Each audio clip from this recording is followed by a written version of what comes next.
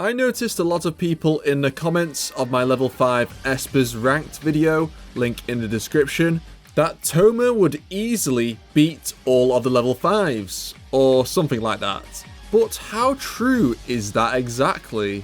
Is Touma that OP that he can defeat the top 7 Espers in Academy City? Or is that largely exaggerated because he's the Touma? Let's find out. Now to clarify, this ain't gonna be Touma versus all the level 5s at once, as let's face it, without the dragons he's completely fucked. Even with the dragons though, I feel like we haven't seen enough feats of them to suggest he could handle all level 5s at once. So instead of wasting time discussing that, as cool as it does sound I will admit, instead we will have Touma taking on the level 5 gauntlet, with Touma going 1v1 through the ranks, starting with the 7th ranked level 5 Sogiita Gunha and ending with the 1st ranked Accelerator. First to fight the Toman is Mr. Guts himself, Sogiita, and for a first matchup this is very difficult for Touma, although that's mainly due to the fact Sogiita doesn't really deserve to be the lowest ranked level 5, considering he's like the 3rd or 4th strongest. Base Touma is gonna have a very difficult time versus Sogiita, as Sogiita moves at supersonic speeds, which is a similar description in the novel to how fast Saints move. And both Kanzaki and Aqua blitz the living hell out of Touma. Okay, you could argue that Toma's precognition works well against AIM diffusion fields which Espers passively emit, which is why he can react to Misaka's attacks. But we all know Sogiita doesn't really act like a normal Esper, so I don't know if it's guaranteed to work against him. Now we all know how Touma defeats his enemies by using his head, of course, which leads to talk no jutsu that Naruto would be impressed by, then leading to a one-punch KO. Like, I know Touma is a lot stronger than the average 15-year-old Japanese boy, despite what he will have you believe, considering he can beat the shit convincingly out of adults much bigger than him, oversized 14-year-olds in Styles' case. But I highly doubt this is going to work versus Sogiita. Sogiita straight up could tank Misaka's level 6 shift attacks, multiple attacks from Olorus, and from literally being shot in the heart. Sogiita can regenerate his broken bones and injuries too. I don't think Touma is strong enough to deal major damage to Sogiita, plus Sogiita is way more physically stronger than Touma. I don't think Sogiita even has to use his massive area of effect supernatural attacks like his amazing punch to win. Sogiita can just fling bits of buildings or rubble at Touma till he wins, so unfortunately for Touma, he is not winning this. However, I don't see Sogiita beating Dragon Touma, considering the dragons easily defeated 5.3 Misaka and have a variety of hidden OP abilities that should handle Sogiita easily. While it's not stated how fast the dragons move, you could argue that Sogiita could just dodge them, but I honestly doubt they are slower than Sogiita. Plus Sogiita has to try and dodge and fight 8 dragons at once. Like, I know he has guts and all, but I don't think any amount of guts is going to save him from that. Next up to fight Touma is Aihana Etsu. If you watched my level 5 video, you will know that Aihana seemingly has no combat capacity, as his power isn't suited for fighting, and base Touma defeated him without a sweat. So yeah, let's waste no more time on this. Touma easily defeats Aihana. Next we have the Queen of Tokiwadai herself, Shokuho Misaki. I find this matchup one of the more interesting ones, as I feel like there are a lot of factors at play here. But straight up, Shokuho is getting destroyed by the powers beyond the right hand. I feel like the dragons would completely massacre Shokuho, and the invisible thing should protect Touma from being brainwashed. Therefore, we are just going to discuss base Touma versus Shokuho. While it may seem that Touma has a big advantage, since Touma can actually fight and Shokuho can't, Shokuho's power indeed does work on Touma. However, whenever she does use it, Touma gets an urge to touch his head with a Magic Breaker, which then negates Shokuho's mind-controlling mental out ability. However, I think there is a way for Shokuho to overcome this, but it does involve a spoiler from New Testament 11, so skip here if you want to avoid it. Shokuho was able to damage Toma's brain so that he was not able to form memories of her, and this damage was irreversible, being unable to be reversed by Imagine Breaker or even her own power. While this wasn't done on purpose, Shokuho seems to have the capacity to damage Toma's brain beyond repair. Although this wouldn't be in character for her to do this, she would also have to be in a decent range away from Toma to pull out her controller and then use Mental Out on him. But if Toma is a close starting distance away, then Toma is just going to punch her before she can use it. Overall, I think base Toma wins unless Shokuho is out of character and is willing to do lasting damage to Toma. Up next we have the 4th ranked level 5 Mugino Shizori. This is another case of Dragon's win, as they managed to eat up that ball that was going to destroy both Academy City and more, which outright is more powerful than Mugino's strongest feats. We are going to look instead at base Toma again versus Meltdowner.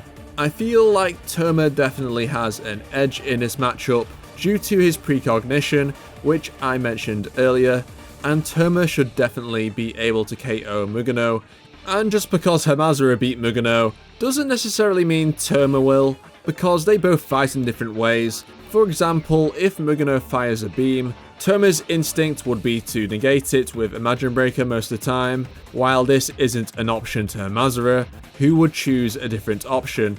But Imagine Breaker definitely gives Toma an edge in this fight, but if Mugino fires one beam and Toma is in the middle of negating it, what's stopping Mugino from firing multiple beams at once? Toma wouldn't be able to defend against them, surely. Similar to the previous matchup, I think range could play a large role, as obviously Mugino has way better range than Toma, so I think Mugino might just have the edge if she is far away enough. But if they are close up, I reckon Toma might have an easy job on his hands. Let me know what you think about this matchup, as I'm not quite sure it's conclusive and it depends on a variety of factors.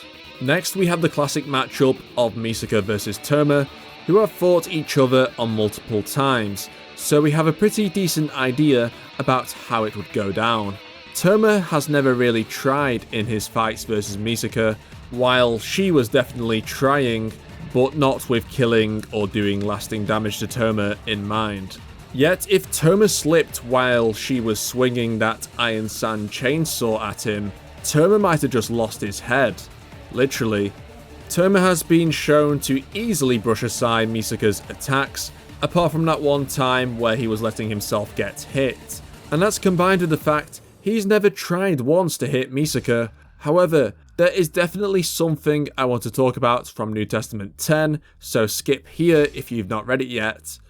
Misaka finally defeats Toma in this volume by reverse torque no jutsuing Toma, grabbing onto his body and shocking him.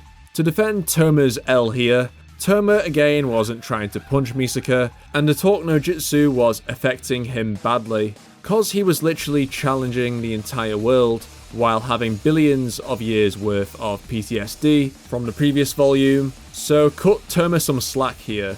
You could argue if Misaka summoned her kaiju, Toma is going to struggle, but Toma has negated planet-busting attacks like when he nulled Fiamma's magic in World War III, so the size isn't really an issue as long as Toma touches the kaiju, and Misaka's Iron Sand seems to lose its form entirely once it gets hit by Imagine Breaker.